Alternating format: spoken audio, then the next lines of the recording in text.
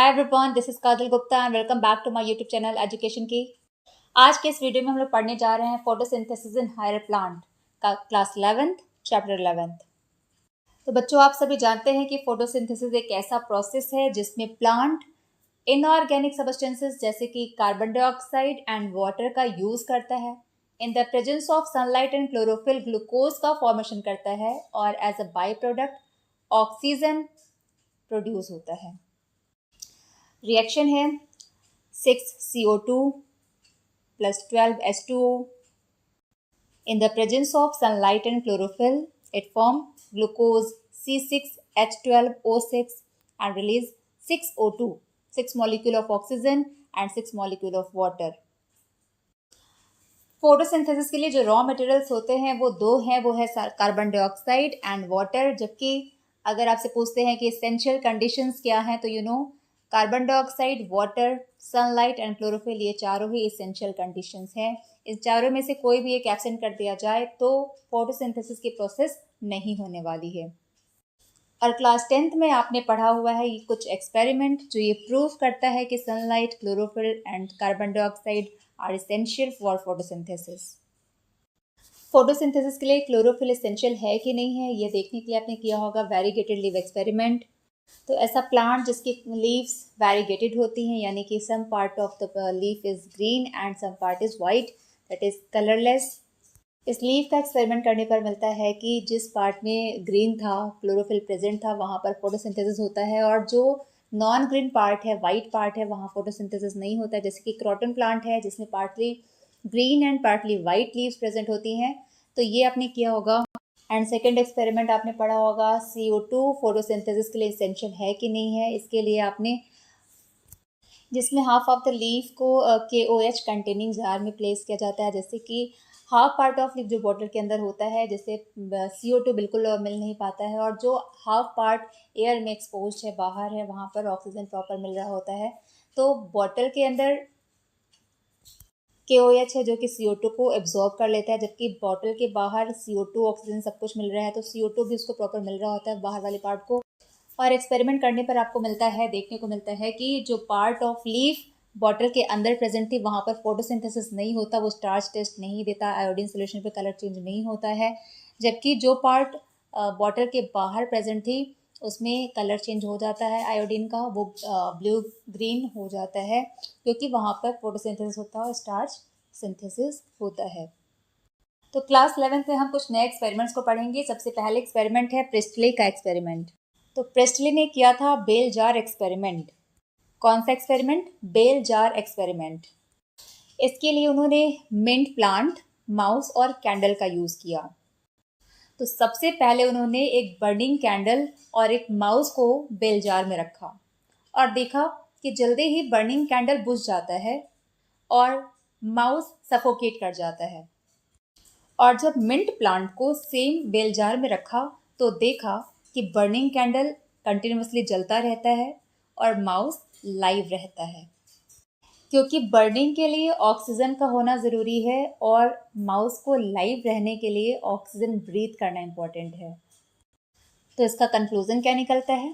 Conclusion ये है कि बर्निंग कैंडल और माउस जिस एयर का यूज़ कर रही हैं उसे रिस्टोर करने का काम कौन कर रहा है? ये प्लांट। जोसेफ प्रिस्टले ने ये एक्सपेरिमेंट किया था 1770 में। उस समय ऑक्सीजन की डिस्कवरी नहीं हुई थी। 1774 में प्रिस्टले ने ही ऑक्सीजन को डिस्कवर किया, और इसके बाद ये पता चलता है कि जो एयर प्लांट प्रोड्यूस कर रही थी वो क्या है? ऑक्सीजन। नेक्स्ट एक्सपेरिमेंट है इंगन हाउस का। इंगन हाउस ने सेम बेल जार सेटअप का यूज़ किया जो प्रिस्टले ने किया था, और उन्होंने सेटअप को एक बार डार्क में रखा और एक बार सनलाइट में रख करके एक्सपेरिमेंट किया।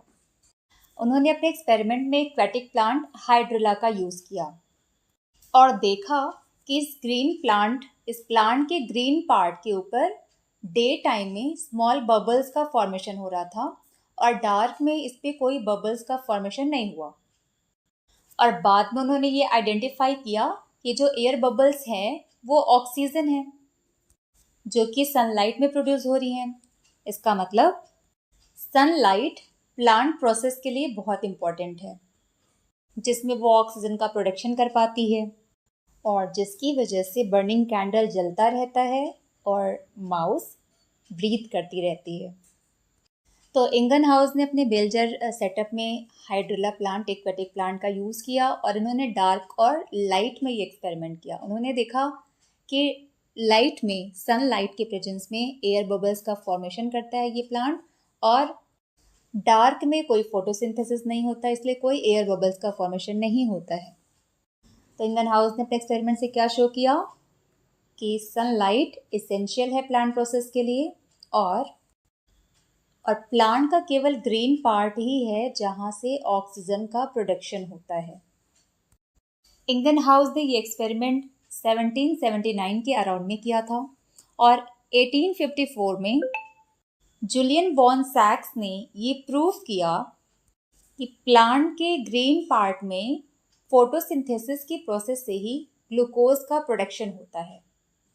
तो फोटोसिंथेसिस के प्रोसेस से ग्लूकोज बनता है, ये प्रूव किसने किया है? जूलियन वॉन सैक्स ने 1854। और अब नेक्स्ट एक्सपेरिमेंट किया एंगलमैन ने। एंगलमैन ने एक प्रिज्म की हेल्प से लाइट को उसके स्पेक्ट्रल कलर में, यानी कि 7 कलर्स में स्प्लिट किया और फिर उसको ग्रीन एल्गी क्लैडोफोरा पर इल्यूमिनेट किया। ये जो ग्रीन एल्गी क्लैडोफोरा है, इसको बैक्टीरियल सस्पेंशन में ग्रो कराया गया है। एरोबिक बैक्टीरिया इसमें प्रेजेंट है। इसका यूज़ किस साइट पर ऑक्सीजन का प्रोडक्शन हो रहा है ये पता लगाने में होगा। एरोबिक बैक्टीरिया को क्यों ग्रो कराया है? ये एरोबिक बैक्टीरिया ही हैं जो ये पता लगाएंगे कि किस साइट पर ऑक्सीजन का प्रोडक्शन ज़्यादा हो रहा है। उन्होंने देखा कि ब्लू एंड रेड रीजन पर एरोबिक बैक्टीरिया का ग्रोथ काफ़ी ज़्यादा हुआ है। तो एंगलमैन के एक्सपेरिमेंट से ये पता चला कि ब्लू लाइट और रेड लाइट में फोटोसिंथेसिस की रेट हाई होती है। नेक्स्ट एक्सपेरिमेंट है कार्नेलियस वॉन नील का। इन्होंने अपने एक्सपेरिमेंट में green and purple sulphur bacteria का यूज़ किया और ये प्रूव किया कि फोटोसिंथेसिस में प्रोड्यूस होने वाला ऑक्सीजन, इसका सोर्स वाटर है, CO2 नहीं। CO2 रिड्यूस करके ग्लूकोज का फॉर्मेशन करता है और वाटर से जो ऑक्सीजन है वो बाई प्रोडक्ट प्रोड्यूस होती है। तो प्लांट फोटोसिंथेसिस में oxygen as by product produce करती है, लेकिन कुछ ऐसे भी ऑर्गेनिज्म होते हैं जहाँ पर बाई प्रोडक्ट फोटोसिंथेसिस के प्रोसेस में सल्फर होता है, ऑक्सीजन नहीं होता। तो एक बार जल्दी से सारे एक्सपेरिमेंट को रिकॉल कर लेते हैं। तो पहला एक्सपेरिमेंट आपने पढ़ा प्रिस्टली का बेलजार एक्सपेरिमेंट। इन्होंने यूज़ किया था मिंट, माउस एंड कैंडल। इन्होंने देखा कि मिंट प्लांट कुछ ऐसे एयर प्रोड्यूस कर रही है जिसकी वजह से बर्निंग कैंडल कंटिन्यूसली बर्न करता है और माइस ब्रीथ करता रहता है, लाइव रहता है। सेकेंड एक्सपेरिमेंट आपने पढ़ा इंगनहाउस का। इंगनहाउस ने भी सेम बेलजार सेटअप किया था और इन्होंने इसमें जो यूज़ किया वो है एक्वेटिक प्लांट हाइड्रिला का। और इन्होंने इस सेटअप को 2 अलग अलग टाइम पर देखा था, डे टाइम में और नाइट में, डार्क में। डे टाइम में उन्होंने देखा कि हाइड्रिला के ग्रीन पार्ट में छोटे छोटे बबल्स का फॉर्मेशन हो रहा है, यानी कि वो कोई गैस, कोई एयर प्रोड्यूस कर रही है, और डार्क में ऐसे बबल्स का फॉर्मेशन नहीं हो रहा है। यानी कि सनलाइट में ही जो प्लांट है उसके ग्रीन पार्ट से क्या होती है, फोटोसिंथेसिस, जिसमें कि ऑक्सीजन का प्रोडक्शन होता है, और डार्क में ये प्रोसेस नहीं हो पाती। नेक्स्ट एक्सपेरिमेंट पढ़ा एंगलमैन का। इन्होंने प्रिज्म का यूज़ करके एक लाइट को 7 कलर्स में स्प्लिट किया और इसको ग्रीन एल्गी क्लैडोफोरा पर इल्यूमिनेट किया और देखा कि ब्लू एंड रेड रीजन पर ज़्यादा एरोबिक बैक्टीरिया का फॉर्मेशन हुआ, ग्रोथ हुआ, और इससे प्रूफ हुआ कि ब्लू एंड रेड रीजन में फोटोसिंथेसिस की रेट हाई होती है। और लास्ट आपने पढ़ा वॉन नील का एक्सपेरिमेंट, जिसमें उन्होंने यूज़ किया green and purple sulphur bacteria और ये बताया कि जो ऑक्सीजन का सोर्स है फोटोसिंथेसिस में वो वाटर है, जबकि CO2 रिड्यूस करके ग्लूकोज बनाता है। तो एक्सपेरिमेंट का सेक्शन कंप्लीट हुआ और अब हम पढ़ने जा रहे हैं next topic, where does photosynthesis takes place. कि लीव्स में होती है मेसोफिल सेल्स और जिसमें प्रेजेंट होते हैं क्लोरोप्लास्ट, मेसोफिल सेल्स में क्लोरोप्लास्ट खुद को इस तरीके से अलाइन करती हैं कि उन्हें मैक्सिमम या ऑप्टिमम सनलाइट मिल सके। अर्ली मॉर्निंग और इवनिंग के समय में जब लाइट इंटेंसिटी बहुत कम होती है तब क्लोरोप्लास्ट की सरफेस फ्लैट हो जाती है। ये मेसोफिल सेल वॉल के पैरेलली अरेंज्ड हो जाती हैं ताकि ज़्यादा अमाउंट में सनलाइट को एब्जॉर्ब कर सके। और हाई लाइट इंटेंसिटी में ये क्लोरोप्लास्ट मेसोफिल सेल वॉल के परपेंडिकुलर अरेंज हो जाती हैं जिससे कि कम लाइट ही क्लोरोप्लास्ट में एब्जॉर्ब हो सके। क्योंकि हाई लाइट इंटेंसिटी में क्लोरोप्लास्ट डिग्रेडेशन करने लग जाती है, उसका डिग्रेडेशन होने लग जाता है, इसे फोटो ऑक्सीडेशन कहते हैं। तो फोटो ऑक्सीडेशन को प्रिवेंट करने के लिए क्लोरोप्लास्ट मेसोफिल सेल वॉल के परपेंडिकुलर अरेंज हो जाती हैं, वर्टिकली अरेंज हो जाती हैं। तो सबसे पहले क्लोरोप्लास्ट का स्ट्रक्चर समझते हैं। Chloroplast double membrane bound structure है, ये इसकी आउटर मेम्ब्रेन और ये इनर मेम्ब्रेन है। इसके इनसाइड स्पेस में प्रोटीनेसिस मैट्रिक्स फिल्ड होता है जिससे बोलते हैं stroma. And stroma is the site of dark reaction, क्योंकि इसी में सारे एंजाइम्स प्रेजेंट होते हैं डार्क रिएक्शन के। तो फोटोसिंथेसिस का डार्क रिएक्शन कहाँ होता है? स्ट्रोमा में होता है। और क्लोरोप्लास्ट में disc like, coin like structures present होते हैं जिससे बोलते हैं थाइलेक्वाइड। थाइलेक्वाइड में पीएस फर्स्ट और पीएस सेकेंड दोनों प्रेजेंट होते हैं, ये हम आगे समझेंगे। Photosystem first and photosystem second दोनों ही प्रेजेंट होते हैं। और थाइलेक्वाइड के ग्रुप को बोलते हैं ग्रैनम। डिफरेंट ग्रैनम्स की थाइलेक्वाइड आपस में स्ट्रोमा लैमेली के थ्रू कनेक्ट होती हैं। स्ट्रोमा लैमेली में केवल PS first, photosystem first present होता है और इसीलिए यहाँ पर साइक्लिक फोटोफॉस्फोराइलेशन ही होता है, ये हम आगे पढ़ेंगे। जबकि थाइलेक्वाइड में PS first and PS second दोनों है तो यहाँ पर नॉन साइक्लिक फोटोफॉस्फोराइलेशन होता है, ये देखेंगे हम आगे। क्लोरोप्लास्ट में अपना खुद का डीएनए है, राइबोसोम है, 70 टाइप ऑफ राइबोसोम प्रेजेंट होता है, इसीलिए क्लोरोप्लास्ट क्या है? सेमी ऑटोनॉमस होता है, means it can control it's multiplication. तो लाइट रिएक्शन कहाँ होता है? थाइलेक्वाइड में, स्ट्रोमा लैमेली में। और डार्क रिएक्शन कहाँ होता है? स्ट्रोमा में। देखिए, डार्क रिएक्शन का ये मतलब नहीं होता कि लाइट इंडिपेंडेंट है, ठीक है। ये जो डार्क रिएक्शन है वो इनडायरेक्टली लाइट पर डिपेंडेंट होता है, डायरेक्टली डिपेंडेंट नहीं होता। क्लोरोप्लास्ट के अंदर ही कुछ पिगमेंट्स प्रेजेंट होती हैं जो कि डिफरेंट लाइट्स को एब्जॉर्ब कर लेती हैं। तो हम देख लेते हैं टाइप्स ऑफ पिगमेंट्स। तो मेनली 2 टाइप्स की पिगमेंट होती हैं, क्लोरोफिल एंड कैरोटिनॉइड। क्लोरोफिल भी वेरियस टाइप हो सकती है जैसे कि chlorophyll A, chlorophyll B, chlorophyll C और भी कुछ। कैरोटिनॉइड में जैंथोफिल है और बीटा कैरोटीन्स हैं। लीफ का जो कलर होता है ना, वो किसी एक पिगमेंट की वजह से नहीं होता, वो इन सारे पिगमेंट्स की वजह से होता है। और इन सारे पिगमेंट्स को हम पेपर क्रोमेटोग्राफी से सेपरेट कर सकते हैं। और पेपर क्रोमेटोग्राफी पर जब हम इन पिगमेंट्स को सेपरेट करते हैं तो हमें मिलता क्या है? देखिए, ये पेपर क्रोमेटोग्राफी है। इसमें जो क्लोरोफिल ए है ना, वो ब्राइट या ब्लू ग्रीन कलर में दिखाई पड़ता है। और जो क्लोरोफिल बी है ये येलो ग्रीन कलर का होता है। और जो जैंथोफिल है वो येलो कलर में दिखाई पड़ता है। और जो कैरोटिनॉइड है ये yellow to yellow orange colour में ऑब्जर्व होता है। आप इन कलर्स को याद करना चाहो ना तो विब्ग्योर के ऑर्डर से याद रख सकते हो। क्लोरोफिल ए बीजी blue green, chlorophyll B yellow green, xanthophyll yellow और कैरोटिनॉइड येलो टू ऑरेंज। इन सभी पिगमेंट्स में जो क्लोरोफिल ए है ये मोस्ट अबंडेंट पिगमेंट है, ये रिएक्शन सेंटर बनाता है। और बाकी के पिगमेंट्स जैसे कि क्लोरोफिल बी, जैंथोफिल, कैरोटिनॉइड ये सारे एसेसरी पिगमेंट्स हैं। तो अब हम इनके एब्जॉर्प्शन स्पेक्ट्रम को ऑब्जर्व करते हैं। देखिए, इस ग्राफ में जो हॉरिजेंटल लाइन है ना, ये डिफरेंट वेवलेंथ की लाइट को दिखाता है। और जो वर्टिकल लाइन है वो पर्टिकुलर पिगमेंट्स को कितनी वेवलेंथ की लाइट को एब्जॉर्ब कर रही है वो दिखाता है। अब आप क्लोरोफिल ए के एब्जॉर्प्शन स्पेक्ट्रम को केयरफुली ऑब्जर्व करो और देखो, क्लोरोफिल ए ब्लू रीजन पर अपने पीक पर है, मतलब ये ब्लू लाइट का मैक्सिमम एब्जॉर्प्शन करता है। लगभग 430 से 470 है ना, 430 से 470 नैनोमीटर की वेवलेंथ के बीच का लाइट एब्जॉर्ब करता है। और इसका एक दूसरा पीक रेड रीजन पर भी है और यहाँ लगभग 660 या 670 के रेंज की लाइट को ये एब्जॉर्ब करता है ना। और रेड रीजन पर इसका मैक्सिमम पीक शो कर रहा है। तो ग्राफ से भी ये कंक्लूजन निकलता है कि जो क्लोरोफिल ए है वो चीफ पिगमेंट है। और अब क्लोरोफिल बी को ऑब्जर्व करो तो इसका भी peak red and blue region पर ही मैक्सिमम दिखाई पड़ता है। लेकिन हाँ, chlorophyll B blue region blue light को मैक्सिमम एब्जॉर्ब करती है, रेड लाइट को थोड़ा कम एब्जॉर्ब करती है।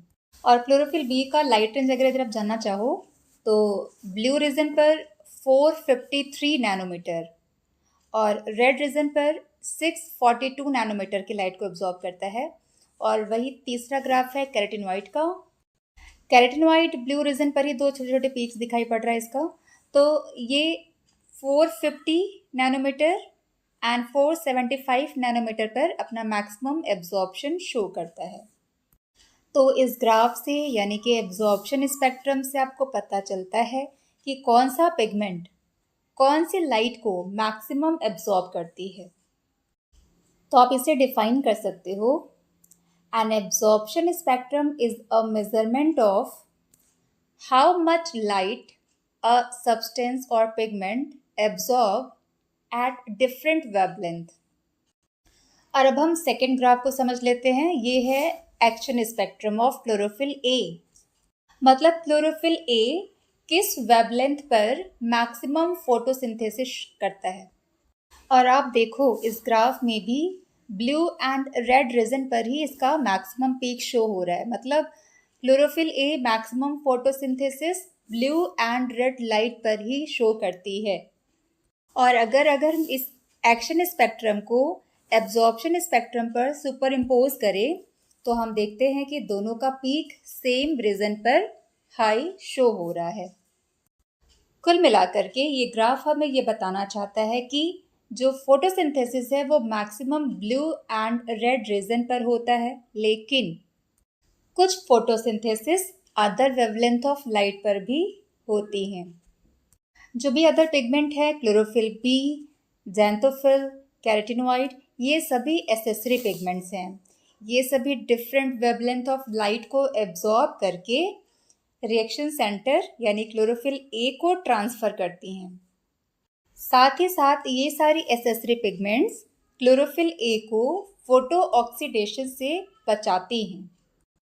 अब ये फोटो ऑक्सीडेशन क्या होता है देखिए, जब हाई लाइट इंटेंसिटी सीधे क्लोरोफिल ए को जाती है तो क्या होगा, क्लोरोफिल ए का ऑक्सीडेशन हो जाता है, जिससे कि यहाँ से इलेक्ट्रॉन्स मूव करने लग जाती हैं बाहर, इलेक्ट्रॉन ट्रांसपोर्ट चेन में जाने लगती हैं और धीरे धीरे करके इससे रेट ऑफ फोटोसिंथेसिस डिक्रीज करने लग जाती है।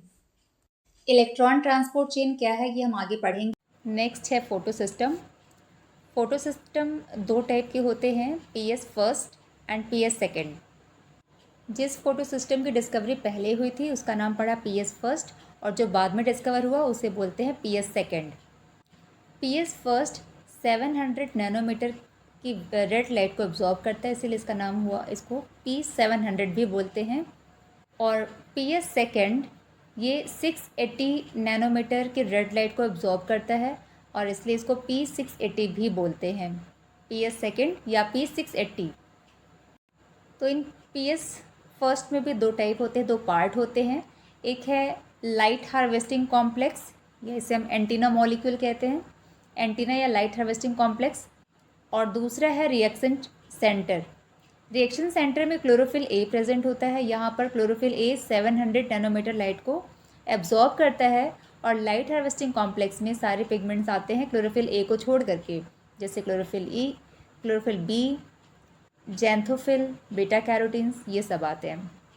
सिमिलरली पीएस सेकेंड या P680 में भी दो पार्ट हैं, लाइट हार्वेस्टिंग कॉम्प्लेक्स जो कि बिल्कुल सेम है, यहाँ पर भी क्लोरोफिल ए को छोड़ करके बाकी सारे पिगमेंट्स आते हैं। और दूसरा पार्ट है रिएक्शन सेंटर। रिएक्शन सेंटर में क्लोरोफिल ए है जो कि 680 नैनोमीटर वेवलेंथ की लाइट को एब्जॉर्ब करता है। ये है लाइट हार्वेस्टिंग कॉम्प्लेक्स या antenna molecule. Binding protein LHC में प्रेजेंट डिफरेंट पिगमेंट्स को एक साथ बाइंड करके रखती हैं। LHC का काम क्या है? सन से आने वाली रेज जिसे फोटोन कहते हैं, ये डिफरेंट डिफरेंट वेवलेंथ की फोटॉन्स को एब्जॉर्ब करते हैं और एब्जॉर्ब करके किसको ट्रांसफ़र करते हैं? क्लोरोफिल ए रिएक्शन सेंटर को ट्रांसफ़र करते हैं।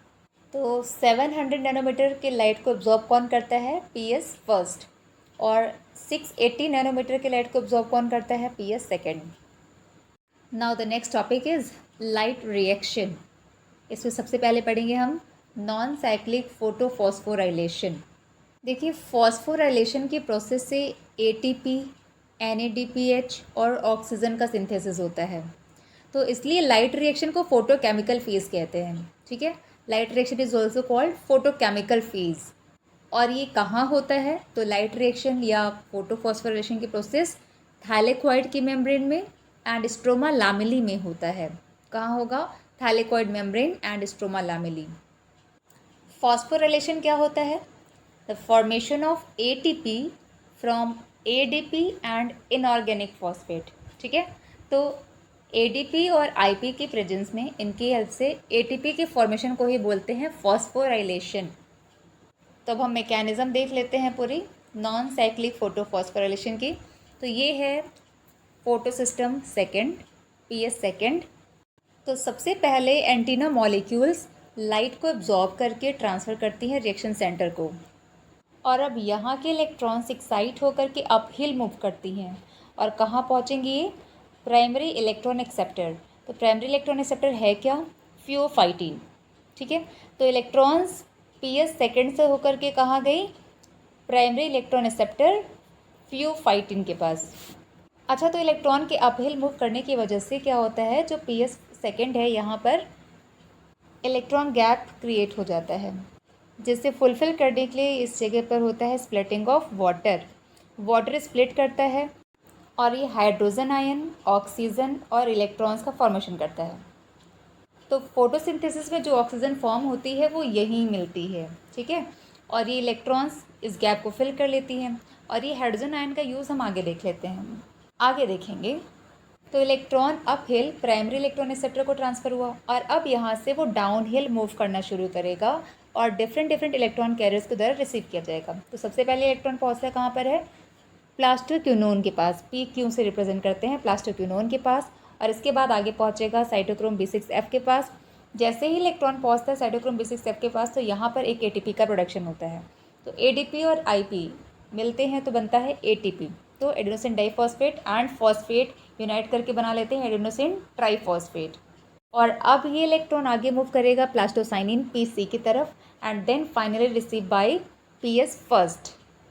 तो इलेक्ट्रॉन कहाँ से मूव करके आया? यहाँ पर प्राइमरी इलेक्ट्रॉन एक्सेप्टर फ्यूओफाइटीन से होकर के पहुँचा plastoquinone PQ, cytochrome B6F, then plastocyanin PC and पहुँच गया PS फर्स्ट P700। और अब जब PS फर्स्ट लाइट को एब्जॉर्ब करती हैं तो यहाँ के इलेक्ट्रॉन्स भी एक्साइटेड स्टेट में जाती हैं और ये भी अपहिल मूव करेंगी और प्राइमरी इलेक्ट्रॉन एक्सेप्टर के द्वारा रिसीव कर ली जाती हैं। तो यहाँ पर भी तो इलेक्ट्रॉन गैप क्रिएट हुआ, तो ये क्या कौन फिल कर रहा है? तो प्लास्टोसाइनिन से जो इलेक्ट्रॉन आ रहा है वो इसे फिल कर रहा है। ठीक है, तो लाइट एनर्जी से ये जो इलेक्ट्रॉन से एक्साइट होकर के पहुँच गए प्राइमरी इलेक्ट्रॉन एक्सेप्टर की तरफ। इसका रिडक्स पोटेंशियल हाई होता है और यहाँ से वापस इलेक्ट्रॉन डाउन हिल मूव करना शुरू करेगा ferredoxin and then terminal electron carrier के द्वारा रिसीव होता है। वो क्या है? NADP+। तो नॉन साइक्लिक फोटोफॉस्फोराइलेशन में टर्मिनल इलेक्ट्रॉन कैरियर कौन है? NADP+। और जो फोटोलिसिस ऑफ वाटर से हाइड्रोजन आयन फॉर्म किए थे, ये NADP+ के साथ में जुड़ करके इसका रिडक्शन कर देते हैं। तो NADP+ रिड्यूस होकर के बना लेता है NADPH2। इस पूरे प्रोसेस में इलेक्ट्रॉन का मूवमेंट जिग-जैग डायरेक्शन में हुआ है, जेड फॉर्म कर रहा है ना, इसलिए इसको बोलते हैं जेड स्कीम।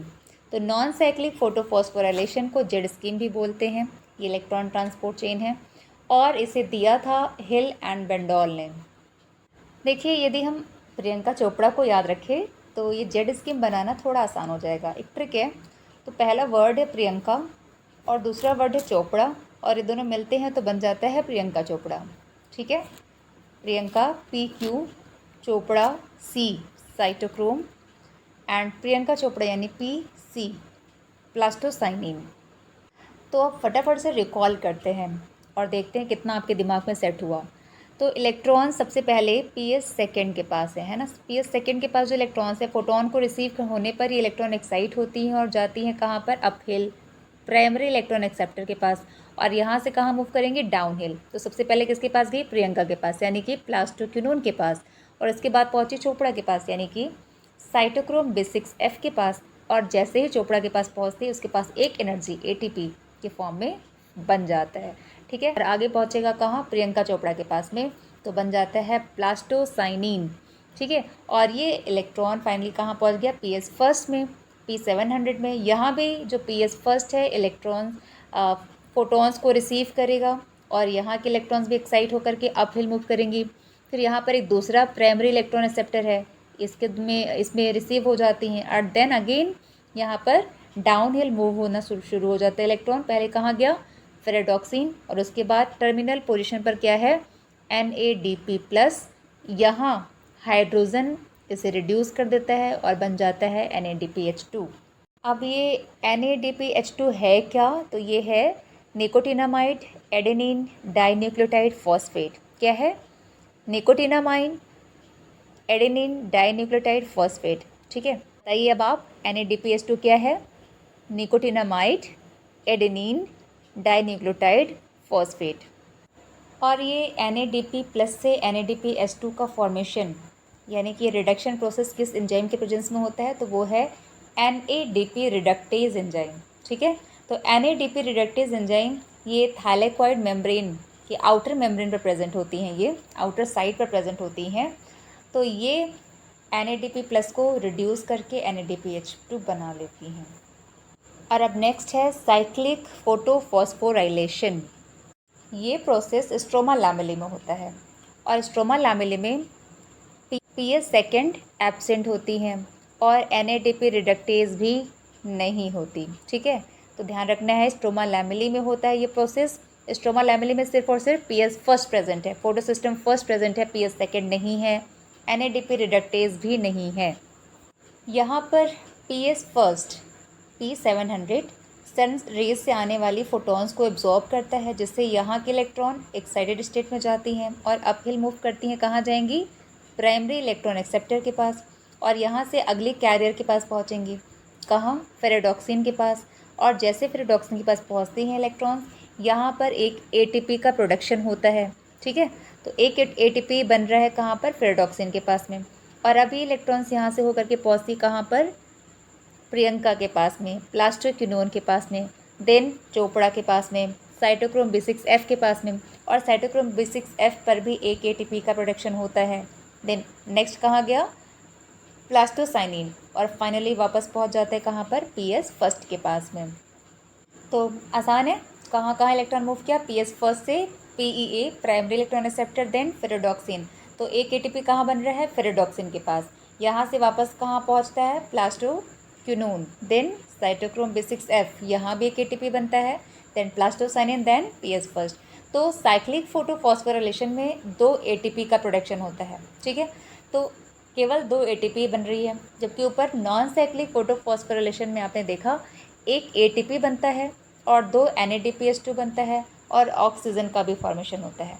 तो नॉन साइक्लिक के प्रोडक्ट क्या क्या हुए, ATP, NADPH2 एंड ऑक्सीजन। तो cyclic and non cyclic photophosphorylation में क्या डिफरेंस है, हम ये देख लेते हैं। तो फर्स्ट डिफरेंस हम देख लेते हैं लोकेशन में। नॉन साइक्लिक की प्रोसेस कहाँ होती है, थाइलेकॉइड मेम्ब्रेन में, जबकि साइक्लिक की प्रोसेस कहाँ होती है, स्ट्रोमा लैमेले में। सेकेंड डिफरेंस है फोटो सिस्टम, कौन कौन से फोटो सिस्टम इन्वॉल्व होते हैं। नॉन साइक्लिक में कौन कौन से हैं, PS फर्स्ट, PS सेकेंड, दोनों ही फोटो सिस्टम इन्वॉल्व होते हैं। साइक्लिक में कौन सा इन्वॉल्व होता है, PS फर्स्ट ओनली, है ना। नेक्स्ट है फोटोलाइसिस ऑफ वाटर। तो फोटोलाइसिस ऑफ वाटर कहाँ होगा, आपने पढ़ा था PS सेकेंड, है ना। तो जहाँ PS सेकेंड प्रेजेंट है, क्योंकि उसी में वाटर स्प्लिटिंग कॉम्प्लेक्स प्रेजेंट होते हैं। तो PS सेकेंड कहाँ है, नॉन साइक्लिक में प्रेजेंट होता है। तो यस, नॉन साइक्लिक में फोटोलाइसिस ऑफ वाटर होता है, साइक्लिक की प्रोसेस में ये प्रोसेस नहीं होती। ठीक है, ऑक्सीजन इवॉल्व। तो आपने देखा था जब वाटर स्प्लिट करता है तभी ऑक्सीजन का फॉर्मेशन होता है ना। तो ये कहाँ हो रहा था, नॉन साइक्लिक में। तो यस, नॉन साइक्लिक में ऑक्सीजन इवॉल्व होता है, जबकि साइक्लिक में ऑक्सीजन इवॉल्व नहीं होता। एटीपी का प्रोडक्शन नॉन साइक्लिक में कितने एटीपी बनते हैं? तो आपने देखा था 1 एटीपी का प्रोडक्शन होता है नॉन साइक्लिक में। आपने पढ़ा था साइटोक्रोम कॉम्प्लेक्स के पास 1 एटीपी फॉर्म करता है। और साइक्लिक के प्रोसेस में कहाँ कहाँ एटीपी? 2 एटीपी फॉर्म करते हैं, एक तो साइटोक्रोम कॉम्प्लेक्स से और दूसरा फेरेडॉक्सिन फॉर्मेशन से। नेक्स्ट है NADPH2। तो NADPH का फॉर्मेशन नॉन साइक्लिक में कितना होता है? 2 NADPH का फॉर्मेशन होता है। तो एक नॉन साइक्लिक प्रोसेस से 2 NADPH2 बनते हैं नॉन साइक्लिक में, जबकि साइक्लिक के प्रोसेस में कोई NADPH2 बना था क्या? नहीं। तो साइक्लिक में 0 NADPH फॉर्मेशन होता है, जबकि नॉन साइक्लिक में 2 NADPH का फॉर्मेशन होता है। तो अब आप जल्दी से रिकॉल करेंगे, अब आप बताएंगे, ठीक है? चलिए बताइए, लोकेशन क्या है नॉन साइक्लिक में? Yes, thylakoid. साइक्लिक में stroma lamellae. PS photo system कौन कौन से इन्वॉल्व होता है नॉन साइक्लिक में? PS फर्स्ट, PS सेकंड दोनों। साइक्लिक में PS first only. Photolysis of water non cyclic? Yes. Cyclic? No. Oxygen evolve non cyclic? Yes. Cyclic? No. Next क्या है? एटीपी प्रोडक्शन नॉन साइक्लिक कितने? 1। Cyclic कितने? 2। NADPH non cyclic में कितने? 2। Cyclic में 0। Okay, चलिए ये आपको तैयार हो गया। अब हम नेक्स्ट एक इंपॉर्टेंट टॉपिक पढ़ने जा रहे हैं, केमियोस्मोटिक हाइपोथेसिस। देखिए अभी आपने जो पढ़ा नॉन साइक्लिक फोटोफॉस्फोराइलेशन, इसी को ये फिर से हम पढ़ने जा रहे हैं थाइलेक्वाइड के मेम्ब्रेन पर केमियोस्मोटिक हाइपोथेसिस, जिसे दिया था पीटर मिशेल ने। किसने? पीटर मिशेल ने। देखिए ये है थाइलेक्वाइड मेम्ब्रेन, ये है outer membrane of thylakoid and this is inner membrane of thylakoid. और ये इनर साइड ये क्या है? ये ल्यूमेन है थाइलेक्वाइड का। तो ये पूरा थाइलेक्वाइड का स्ट्रक्चर क्लियर है। यहाँ पर ये प्रेजेंट है P680 फोटोसिस्टम सेकेंड, ये है P700 फोटोसिस्टम फर्स्ट, और यहाँ पर ये है ATP सिंथेज, जो कि ATP की प्रोडक्शन में हेल्प करेगा। ATP सिंथेज में 2 पार्ट होते हैं।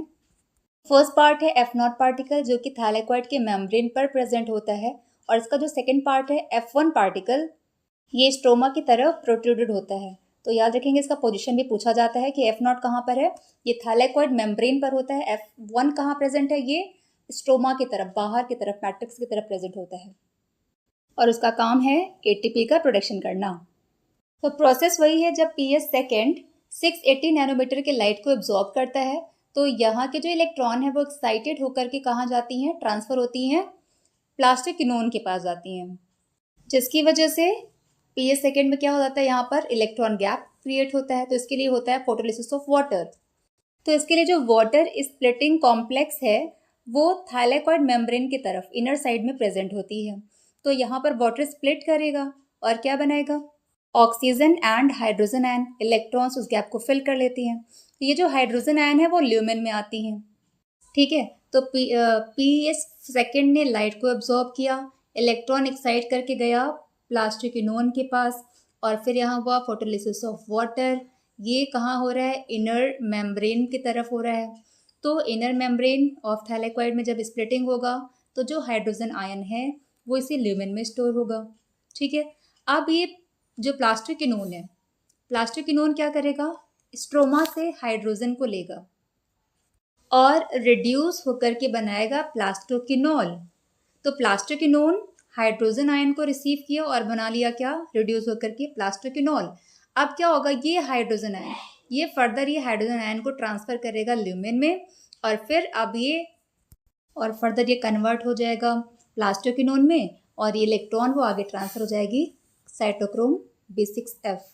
और इस तरीके से ल्यूमेन में हाइड्रोजन आयन का कॉन्सेंट्रेशन भी लगातार बढ़ता चलता है, और साइटोक्रोम से इलेक्ट्रॉन आगे ट्रांसफर होगा प्लास्टोसाइनिन की तरफ, and then finally reach to PS first, P700 को पहुंचता है, और फर्दर यहाँ भी इलेक्ट्रॉन एक्साइट होता है और आगे ट्रांसफर होता है कहाँ पर? फेरेडॉक्सिन को।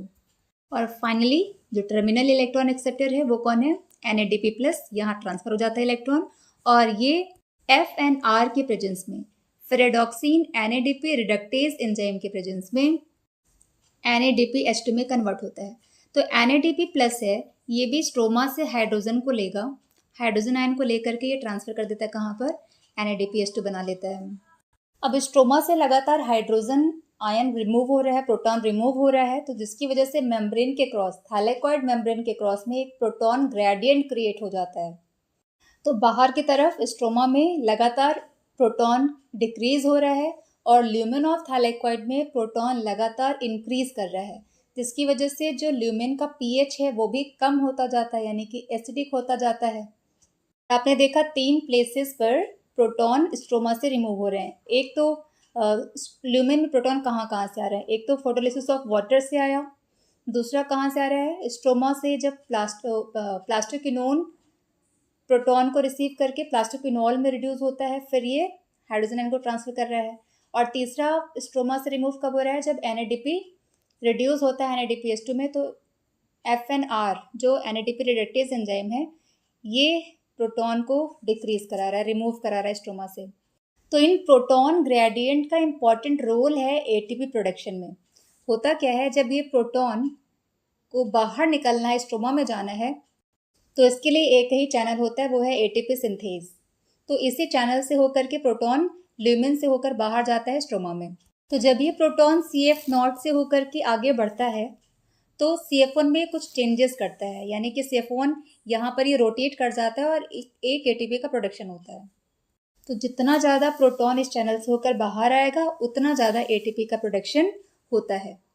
और दूसरा एक क्वेश्चन आपके माइंड में आ रहा होगा कि यहाँ पर जो NADP प्लस से रिडक्शन हुआ है NADPH2 में, तो आपने पीछे पढ़ा था कि जो फोटोलिसिस ऑफ वाटर से जो हाइड्रोजन आयन निकलता है वही यहाँ पर यूज़ होता है। तो हाँ, वही यूज़ हो रहा है। ये जो फोटोलिसिस ऑफ वाटर से हाइड्रोजन निकला है तो वो ल्यूमेन से होकर के CF0 F1 से होकर के पहुँचता है स्ट्रोमा में, और स्ट्रोमा से फर्दर ये कहाँ पहुँचता है, NADP प्लस के पास, और ये रिड्यूस होकर के NADPH2 बनाता है। तो होपफुली आपको ये अच्छे से समझ में आ गया। तो चलिए जल्दी से बताइएगा कि FNR जो फेरेडॉक्सिन NADP रिडक्टेज एंजाइम है, तो NADP रिडक्टेज एंजाइम कहाँ प्रेजेंट होता है, तो आप ये बताएंगे कहाँ पर, आउटर मेम्ब्रेन ऑफ थैलेकॉइड की तरफ। ठीक है, आउटर मेम्ब्रेन की तरफ है, इसीलिए वो स्ट्रोमा से प्रोटॉन को लेता है। ठीक है, और दूसरा अगर हम कहें फोटोलिसिस ऑफ वाटर किधर होता है, तो बताओगे inner membrane of thylakoid PS second पर।